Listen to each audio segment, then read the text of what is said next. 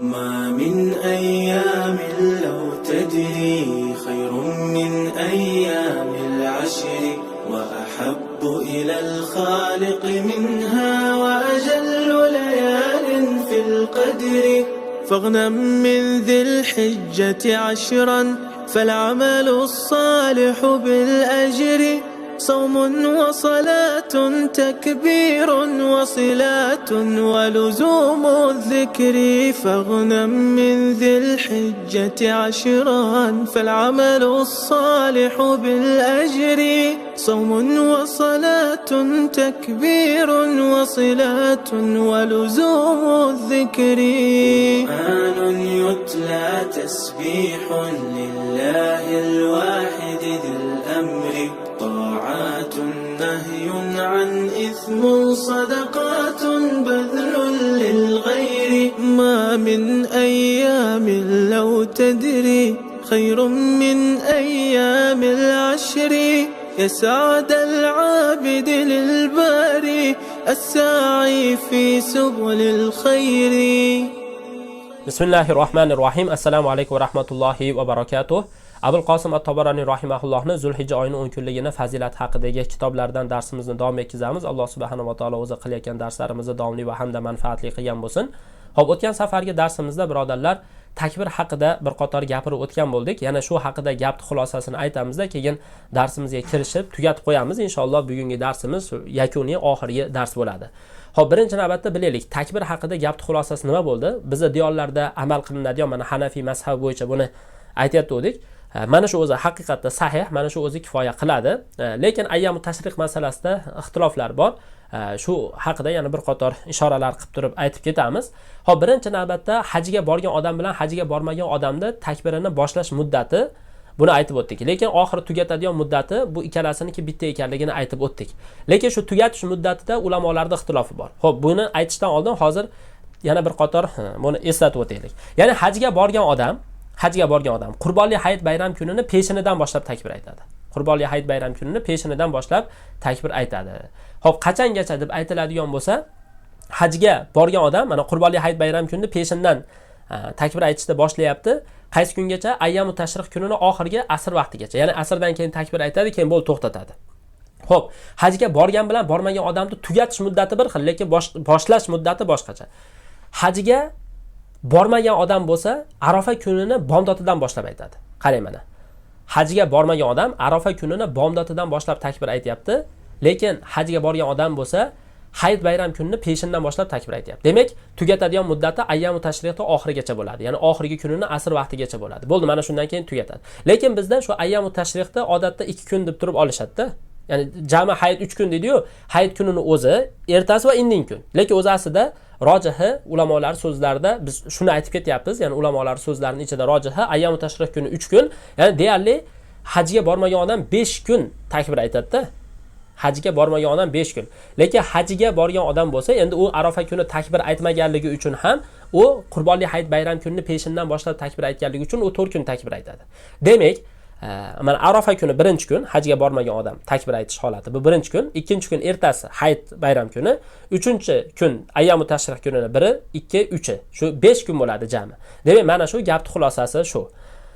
Xo'p, endi bu takbirda qachon aytiladi? Takbirda aytish holati bu ulamolar aytadiki, mutlaq bo'lgan aytiladigan vaqt. Ya'ni bu vaqtsiz holati bor va vaqtli holati bor. Vaqtsiz holat qaysi?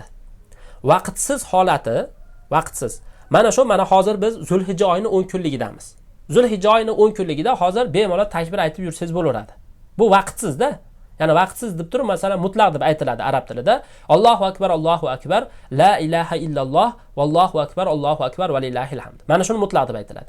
Lekin muqayyat, shu cheklangan, shu vaqt bilan belgilangan joyi bor. Ana shuni qachon aytiladi deb aytilsa, shu vaqt bilan belgilangan. Uni jamoat namozidan keyin mana farz namozi 5 vaqt farz namozi o'qiladi-yu.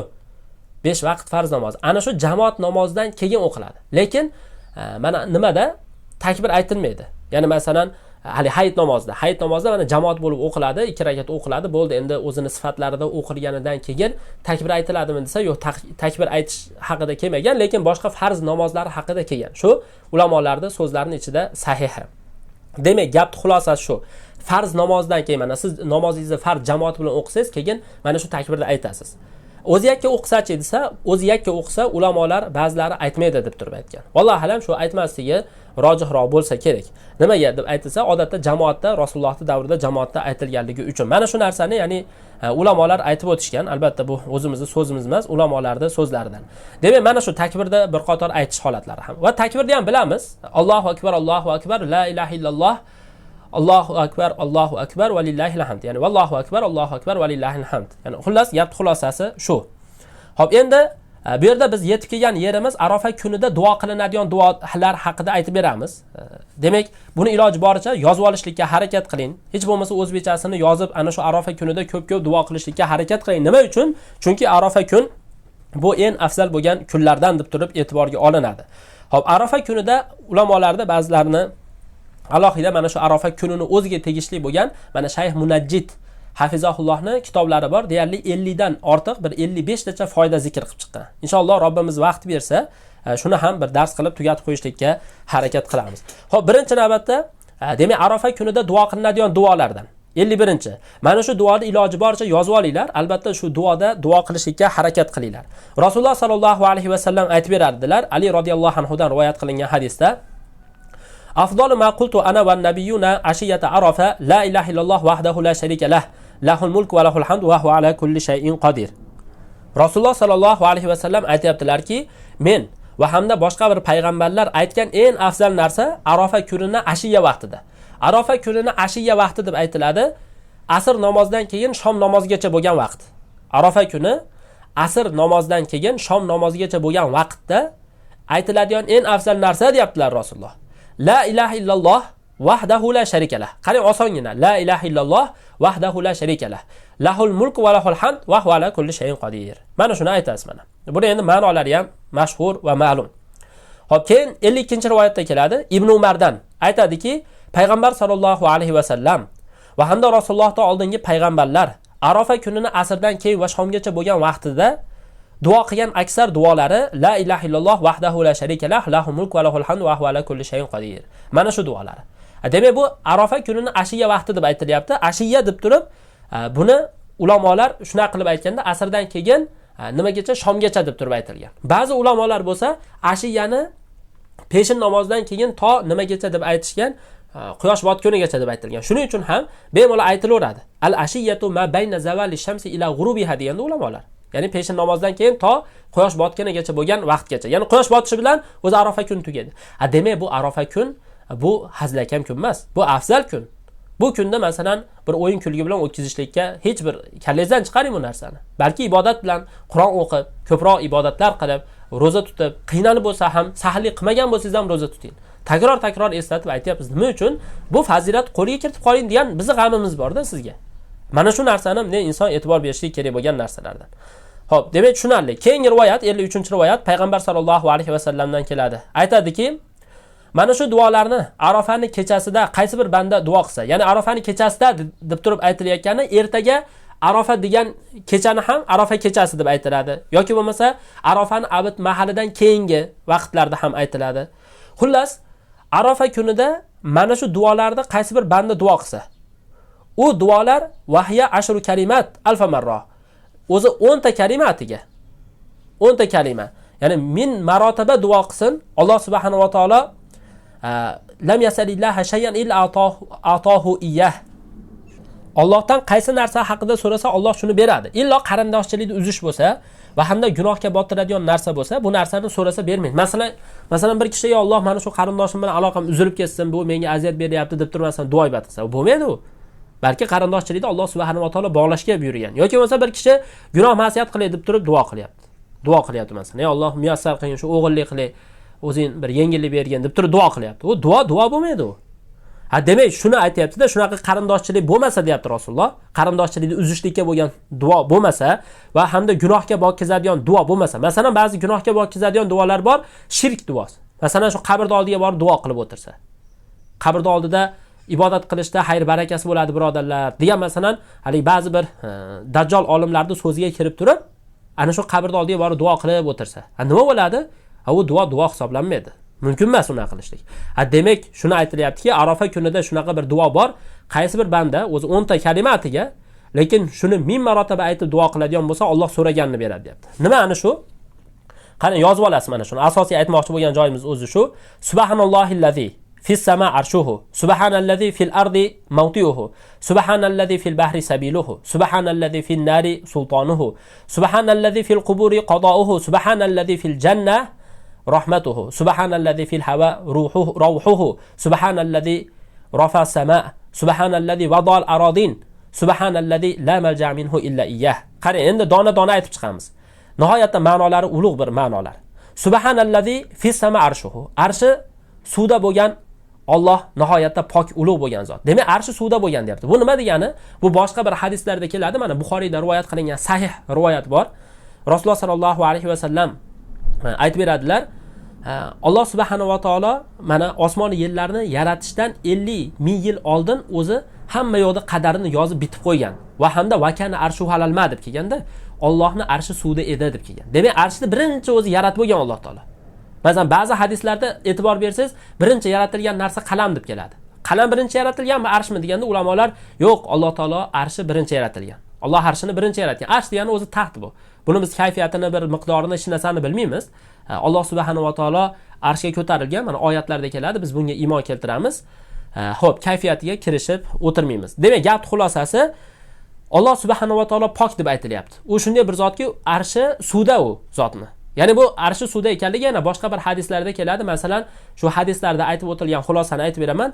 U yerdan osmongacha bo'lgan masofa 500 yillik. 500 yil. Endi osmonning o'zining qalinligi 500 yil, osmondan keyin bir suv bor, suvni ham 500 yillik yo'l, keyin undan keyin havo bor, yana osmon boshlanadi, yana osmondan keyin suv bor, keyin undan keyin havo bor. Shuna bo'lib 7-osmon bor. 7-osmonning ustida suv bor. Suvni ustida arsh bor. Arsh yuqorisida Alloh bor deb turib, mana hadislarda ochiq zikr qilingan. Demak, hozir arshi suvda deb aytilayotgani mana shuda. Bu birinchi kalima. Ikkinchi kalima subhanallazi fil ardi mawtihu. Ya'ni yerda hukmi bo'lgan, yerda ya'ni bosimi bo'lgan degani shu yerda hukmi bo'lgan zot pok bo'lgan zot. Bu ikkinchisi. Uchinchisi subhanallazi fil bahri sabiluhu. Dengizda yo'li bo'lgan zot. Ya'ni dengizda yo'li bo'lgan zot pok bo'lgan zot. Alloh shunday bir pok zotki, dengizda yo'li bor. Ya'ni dengizda sizni bizga yo'l qilib berdi. Bu narsani hozir biz masalan bunday yerda yurib dengizlarda uncha chiqmaganligimiz uchun bu narsani biz bilmaymiz. Hozirgi kunda bu mana har xil kemalar chiqib, bu yana ham mashhur, ma'lum bo'lib ketdi. Har xil kemalar, bu kema xohlagan tarafingizga qarab yuradi.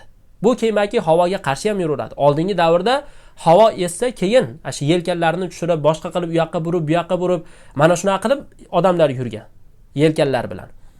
Endi hozirgi kunga kelib bu nihoyatda ya'ni mashhur bo'lib qoldi mana. Kemalar. Ya'ni mana shu Alloh subhanahu va taoloni bir yo'l qilib berganida, subhanallazi fin nari sultanuhu. Saltanati jahannamda bo'lgan zot. Ya'ni Alloh taoloning saltanati ham jahannamga ta'sir qiladi, ya'ni o'tga ta'sir qiladi. Son desa sonadi. Mana Ibrohim alayhisalomga nima deb aytdi? Salomat bo'lgan Ibrohimga deydi, salomat bo'ldi. Salqin bo'lgin deydi, salqin bo'ldi mana. Xo'p. Va hamda qazosi qabrda bo'lgan zot, pok bo'lgan zot. Bu keyin kalima. Subhanallazi fil quburi qada'uhu. Xo'p, yana subhanallazi fil janna rahmatuhu. Jannatda rahmati bo'lgan zot, pok bo'lgan zot. Qani mana shu kalimalarni yozib yodlab olishingiz kerak. Albatta yodlashingiz ham shart emas. Yozib oladigan bo'lsangiz, bu nima qilasiz? Mana shu Arafa kunida o'qiysiz. Yoki bo'lmasa mana shu kitobni bir tushunadiganlar o'zimda PDF-sini ochib turib o'qisa ham bo'laveradi. Subhanallazi fil hawa ruhuhu. Havoda Allohni, ya'ni havoda ham ruhi bo'lgan, ya'ni rahmati bo'lgan zot, nihoyatda pok ulug' bo'lgan zot. Subhanallazi rafa'a sama, osmonni ko'tarib qo'ygan zot, bu nihoyatda ulug' bo'lgan zot. Yerlarni tekis qilib o'rnatib qo'ygan zot, ulug' bo'lgan zot. Subhanallazi la malja'a minhu illa iyyah. Faqat Allohga qaytishlik, boshqa qaytishlik yo'q bo'lgan zot, u pok bo'lgan zot. Xo'p, mana shu duo bor. Keyin yana 50 mana 4-rivoyatda kelyapti, sanatlari bilan keltirilgan, sanatlarini tashab ketyapmiz. Asosiy Ibn Abbosdan kelyapti. Payg'ambar sollallohu alayhi vasallam hajjatul vadoda duo qilgan duolaridan Allohumma innaka tasma'u kalami va tara makani va ta'lamu sirri va alaniyati la yakhfa alayka shay'un min amri ana al-ba'isul faqir mustaghithul mustajir al-wajilul mushfiq al-muqirrul mu'tarif bi dhanbi as'aluka mas'alatal miskin wa abtahil ilayka ibtihalal mudhnibil dhalil wa ad'uka du'a al-khaifid darir du'a man khada'at laka raqabatuh va fadat laka aynah va zalla laka jasaduh va raghima laka anfuh. Allohumma la taj'alni bi du'aika shaqiyya va kun bi raufan rahima ya khayral mas'ulin va ya khayral mu'tin. Qarang, bu duo ham nihoyatda chiroyli bo'lgan duolardan. Iloji boricha mana shularni bir yozib o'z aslida mana shu duolarni adminlar ham bir kommentariyalarga qo'yib qo'ysa juda ham bir chiroyli bo'lgan bo'lardi. Mana shu o'qib bir foydalanishardi bir insonlar. Xo'p, asosiy bu yerda mana aytilayotgan narsa shuki, xo'p, mana duoda ma'nosida ey Alloh, Allohumma innaka tasma'u kalami. Ey Alloh, sen meni so'zimni eshitaysan. Ya'ni sen meni so'zimni eshitasan deb aytayapti. Demak, Alloh taolo eshitadi. Laysa kamisli shay va huva samiul basir. Alloh taolo eshitib ko'radigan zot. Va taro makani, meni makonimni ko'rib turibsan. Va hamda meni sir holatimni va hamda oshkor holatimni o'zing bilasan. Senga meni ishimdan biror bir narsa maxfiy emas. Men bechora faqirman. Sendan yordam so'rab qichqirayotgan, panoh so'rayotgan odamman. Qo'rquvchi, titrab turuvchi odamman. Gunohini e'tirof qilib, gunohimni tan oluvchi, iqror qilayotgan odamman. Sendan bechora holatga tushib qolgan kishini so'rashidek so'rayman va hamda senga gunohkor xor bo'lgan kishini yalinib yorvorishidek yalinib yorvoraman. Senga zararga tushib qolgan, qo'rqib turgan odamni duosidek duo qilaman. Senga bo'yni tamomiy egilgan kishini duosidaqa duo qilaman. Ko'zlari sen uchun oqigan va hamda jasadlari sen uchun shunday xor bo'lgan va hamda burni yerga ishqalgan kishini so'rashida so'rayman. Yo Allohim, o'zingga duo qilish bilan meni baxtsiz qilmagin. Sen o'zing menga mehribon, rahimli bo'lgin. Ey so'ralinguvchilarni yaxshi va hamda beruvchilarni ey yaxshi deb turib mana aytilyapti. Mana bu duoga e'tibor bersiz, bu yerda faqat ma'nosiga emas, bu duosiga e'tibor bering. Rasululloh sallallohu alayhi vasallam bu yerda duo qilayotganda, masalan, birdaniga so'ragan yo'q, ey Alloh, o'ni ber, meni ber deb turib aytgan yo'q. Balki Rasululloh o'zini nihoyatda bu yerda mana duo qilishda bu yerda bizga duoda odobini ham o'rgatyapti-da. Duoda ijobat bo'lish sabablaridan bittasi. Qarang, hozir biz sizga bir qancha sababni aytyapmiz. Qaysi sabablar? Arofa kunda duo qilish. Arofa kunda bo'lib ham shu abiddan keyin yoki bo'lmasa asrdan keyin quyosh botgunigacha shu duolarni qilib o'tirishni albatta tavsiya qilamiz. Albatta yemoq-ichmoq g'amida bo'lmasdan-da. Bu birinchidan. Ikkinchidan mana duoga e'tibor bersangiz, Rasululloh sallallohu alayhi vasallam mana shu duoda o'zini xor ekanligini, Alloh subhanahu va taoloning nihoyatda qudratli ekanligini tan olyapti. Sen meni so'zimni eshitasan, deyapti. Meni makonimni ko'rib turibsan, sir oshkor holatlarimni bilasan, deyapti. Mana shu hadisda mana e'tibor bersangiz, o'zini zaifligini tamomiy tan olib turib, Alloh taoloning qudratli ekanligini, har bir narsaga qodir ekanligini Allohga izhor qilib turib keyin so'rayapti. Asosiy so'rayotgan narsasi nima bo'lyapti? Mana yo Allohim, o'zingga duo qilish bilan meni baxtsiz qilma. Ya'ni men senga duo qilyapman, xor qilib qo'ymagin meni. Meni bu jahannamiy bo'lgan insonlardan qilib xor qilib qo'yma. O'zing menga mehribon, rahimli bo'l. Alloh taoloning mehribon, rahimligi sizni jannatga kirishi. Sizni baxtsiz bo'lishingiz jahannamga kirishingiz. Demak, buni nima deb aytiladi? Shaqiy deb aytiladi. Shuning uchun ham o'zingga duo qilishing bilan meni bebaxt qilib, hali baxtsiz odamlarni safida qilib qo'ymagin. Yo Allohim, o'zing menga mehribon, rahimli bo'lgan zotsan. Mana shu duoda duo qilyapti. Qarang, mana shu duoda, bu yerda duoda asosiy navbatda odobiga e'tibor beraylik-da. Alloh taoloning qudratli zot ekanligini o'ziga isbot qilib turib, mana qudratli zot ekanligini Alloh taologa tan olib, mana shuni aytgandan keyin duo qilyapti. Bu duoda ijobat bo'lish sabablaridan. Mana shu narsalarga albatta yaxshiroq ahamiyat berishlik kerak. Xo'p, keyingi rivoyat, 55-rivoyat Ibn Umardan keladi. Ibn Umar Arafani ashiya mahalida. Mana oxirgi rivoyatimiz o'zi shu. Arafa kunini ashiya. Aytdik-ku, ashiya degani asrdan keyin quyosh botgunigacha bo'lgan vaqt. Shu Arafa kunini ashiya mahalida o'zini ovozini ko'tarib aytardi. La ilaha illalloh vahdahu la sharika lah. Lahul mulk va lahul hamd va huva ala kulli shay'in qodir. Xo'p, mana shuni aytadi. Buni biz bilamiz, lekin asosiy duoda davom qismi bor. Allohumma mahdina bil huda va zayyinna bit taqva waghfir lana fil akhirah wal ula. Qarang, nihoyatda chiroyli duo bu ham. Nima deb aytayapti? Mana shu duoda oshkor qilib, yo Alloh, o'zingni ya'ni hidoyat bilan bizni hidoyatlagin. Ya'ni hidoyat bilan bizni hidoyatla. Allohumma mahdina bil huda va zayyinna bit taqva va yana bizni taqvo bilan ziynatla. Taqvo bilan ziynatla. Bu taqvo nima degani? Bu dinga amal qilishingiz degani. Qarang, Alloh taolodan amalni so'rayapti Ibn Umar. Hozirgi kunda masalan amal qilmaydigan odamlar ko'pda, quruq gap. Namoz o'qimaysan desa, ha o'qiyman. Betim toza, sen qayerdan bilasan? Bor, yig'ishtir, hamma yo'g'ingni to'g'ri sho'rgan yig'ishtir, bor, unday bunday deb turib, masalan sizga har xil gaplarni gapiradi. Mana shu narsa ochiq hadislarga zid mana. Xo'p, yo Alloh o'zing bizni oxiratda ham, dunyoda ham o'zing mag'firat qilgin deb mana baland qilib duo qilib turib, keyin yana ovozini past qilib Ibn Umar aytardiki, Allohumma inni as'aluka min fadlik va atoik rizqan tayyiban mubarakan. Allohumma anta amarta bid-du'a va qadayta ala nafsika bil ijaba. Robbi va anta la yukhlafu wa'duk va la yukdhabu ahduk. Allohumma ma ahbabta min khayrin fahabbibhu ilayna va yassirhu lana va ma karihta min sharrin fakarrahu ilayna va fakarrihhu ilayna va jannibnahu va la tanza' minna islama va la tanza' minna al-islama ba'da iz a'taytahu lana ya arhamar rohimin. Qarang, mana aytayapti. Allohumma inni as'aluka min fadlika va atoika rizqan tayyiban mubarakan. Ya Allohim, o'zingni fazlingdan va hamda o'zingni berishingdan muborak, barakati ko'p bo'lgan pokiza bir rizqni so'rayman deb turib aytayapti. Pokiza rizqni so'rayman. Nima degani bu baraka degani? Baraka degani shuni e'tibor beringki, baraka bu shunday narsa bo'ladiki, baraka Alloh subhanahu va taolo baraka berib qo'yadi, sizda oz bo'lsa ham bu ko'p bo'lib ketadi. Buni misolini mana o'zi ba'zi rivoyatlarda qo'ylar misol qilib berilganda, qo'y ajoyib bir barakali bo'ladiki, o'zi qo'y yilda masalan 6 oyda bir tug'adi. Tug'sa masalan yilda 2 marta tug'ishi mumkin.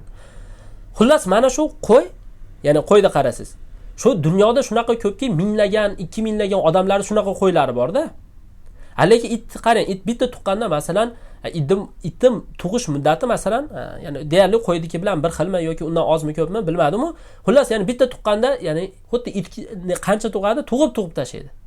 10 ta masalan tug'adi. Shuncha kuchli, ya'ni itvachchalar tug'adi. Lekin shu dunyoda ko'payib, to'da bo'lib yurmaydi-da. Qo'y ko'p bo'lib ketadi. Bu qo'yda barakasi. Nima uchun deb aytilsa, bu ya'ni muborakda bitta ma'nolari. Muborakda bitta ma'nosida. Xo'p, demak mana bu bitta misol uchun o'xshatib qo'ydim xolos men hozir. Ya'ni hozir siz bu yerda mana agar mana shu duoda duo qilsangiz, Allohning fazlidan va hamda Allohning o'zini atosidan shunaqa bir muborakli bo'lgan pokiza bir rizqni so'rayapsiz. U barakati bor. Keyin yana mana Ibn Umar duosining davomida ya Alloh o'zing duo qilishga buyurding. O'zing ijobat qilaman deb turib hukm qilding. Va qadayta ala nafsik. Ya'ni o'zingga ijobat qilaman deb hukm qilding. Robbim, seni o'zingni va'dingga xilof qilinmaydi va hamda seni ahding yolg'onga chiqarilmaydi. Ya Alloh, ma ahbabta min khayrin, qaysi bir yaxshilikni yaxshi ko'rsang, uni bizga ham yaxshi ko'rsat va yana uni bizga yengil qil. Qaysi bir yomonlikni yomon ko'rsang, fakarrihhu ilayna, uni bizga yomon ko'rsat. Va jannibnahu, uni bizdan chetlantir. Va hamda bizdan islomni, o'zing bizga shu islomni bergandan keyin sug'urib olma. Ya'ni bu yerda ham bir narsa borki, inson xotirjam bo'lib qolmasligi kerak. Bo'ldi, men musulmonman, men islom holatida o'lib ketaman deb turib xotirjam bo'lib qolmasligi kerak. Bu xotirjam bo'lib qolishlik bu narsa gunoh kabiralardan. Bu narsa tavhidga zid.